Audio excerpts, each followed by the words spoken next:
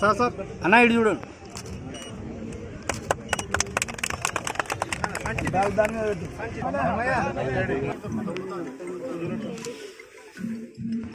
ముందు ఆయన కొంచెం జరిగే కొంచెం కదా లాంగ్ ప్రెస్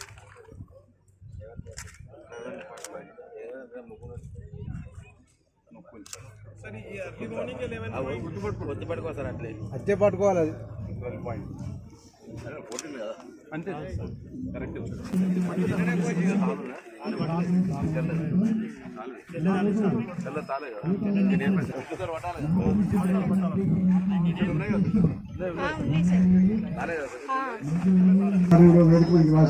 కోరుతున్నాం. అదేవిధంగా ఏఎంసీ ఉస్మానాబాద్ చైర్మన్ గారు కూడా వేదిక మీద రాసిన కోరుతున్నాము. మిగతా కోహెడ అదేవిధంగా పిఎస్సి చైర్మన్ పరిశీలిస్తున్నాం. అదేవిధంగా మాకు రాసిన కోరుతున్నాము. ఈరోజు జిల్లాలో మొదటి కొనుగోలు కేంద్రాన్ని ఇక్కడ ప్రారంభోత్సవం చేసుకున్నాం. రైతు చాలా తేమ శాతంతో 12 తేమ శాతంతో కూడా తేవడం జరిగింది. ఈ సందర్భంగా రైతులందరికీ ఒకటే విజ్ఞప్తి, ఎవరు కూడా పచ్చి వడ్ల పేరు మీద పంటగానే అమ్ముకునేటువంటి ప్రయత్నం చేయకండి.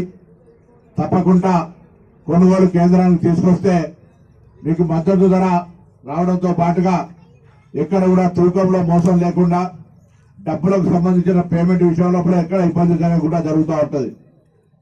చాలా మంది నా దగ్గరకు వస్తూ ఉంటారు, సార్ ఫలానా ఆయన ఆసామి మా గ్రామానికి సంబంధించిన రైతుల యొక్క ధాన్యాన్ని కొనుక్కొని పోయిండు, దాని తర్వాత పైసలు ఇవ్వలే.